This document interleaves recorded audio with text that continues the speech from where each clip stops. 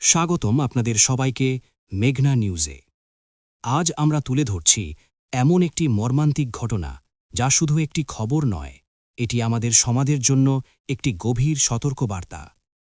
পটুয়াখালীর রাঙাবালী উপজেলায় নিখোঁজের প্রায় ৪৩ ঘণ্টা পর একটি ১১ বছর বয়সী স্কুল ছাত্রীর বস্তাবন্দি মরদেহ উদ্ধার করেছে পুলিশ।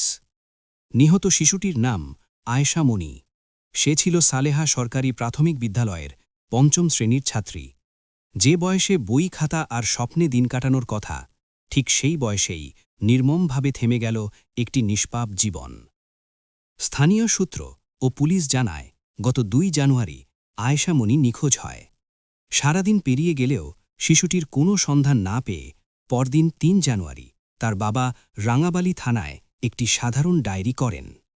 এরপর থেকে পরিবারের সদস্য, আত্মীয়স্বজন ও স্থানীয়রা গ্রামের এক প্রান্ত থেকে আরেক প্রান্তে নিরবচ্ছিন্নভাবে খোঁজাখুঁজি চালাতে থাকেন।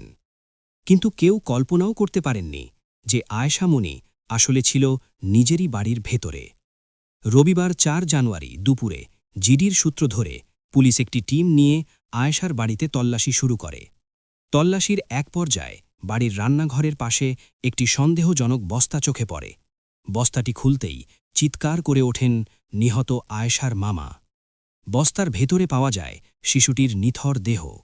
এই দৃশ্য মুহূর্তের মধ্যেই স্তব্ধ করে দেয় পুরো এলাকা।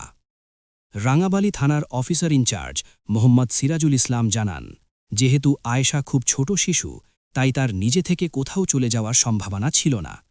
এই বিষয়টি মাথায় রেখেই বাড়ির আশপাশে তল্লাশি চালানো হয়। তিনি আরও বলেন, প্রাথমিকভাবে ধারণা করা হচ্ছে শ্বাসরোধ করে আয়েশা মনিকে হত্যা করা হয়েছে।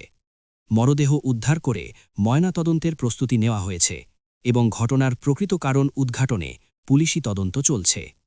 এই ঘটনায় আয়েশার পরিবারে চলছে শোকের মাতম। দীর্ঘ শোকে অসুস্থ থাকায় নিহত শিশুটির বাবার কোনো বক্তব্য পাওয়া যায়নি। উল্লেখযোগ্য বিষয় হল, আয়েশার মা দীর্ঘ ১০ বছর ধরে প্রবাসে রয়েছেন। মায়ের অনুপস্থিতিতে এই শিশুর এমন পরিণতি আরও গভীরভাবে নাড়া দিয়েছে সবার হৃদয়ে। এই ঘটনায় প্রতিবেশীরাও ভীত ও শোকাহত। তারা কেউই প্রকাশ্যে কথা বলতে রাজি হননি। এই ঘটনা আমাদের সামনে একটি ভয়াবহ প্রশ্ন তুলে দেয়। যদি একটি শিশু নিজের ঘরেই নিরাপদ না থাকে, তাহলে সমাজের নিরাপত্তা আমরা কোথায় দাঁড় করিয়েছি? এই প্রশ্নের উত্তর খোঁজার দায় আমাদের সবার। আমরা প্রত্যাশা করছি আইন শৃঙ্খলা বাহিনী দ্রুত সময়ের মধ্যেই এই ঘটনার রহস্য উদ্ঘাটন করবে এবং দোষীদের আইনের আওতায় এনে দৃষ্টান্তমূলক শাস্তি নিশ্চিত করবে। নিরীহ আয়েশা মনির জন্য ন্যায় বিচারই হতে পারে তার আত্মার একমাত্র শান্তি। এই ছিল আজকের বিশেষ প্রতিবেদন। মেঘনা নিউজের সঙ্গে থাকুন।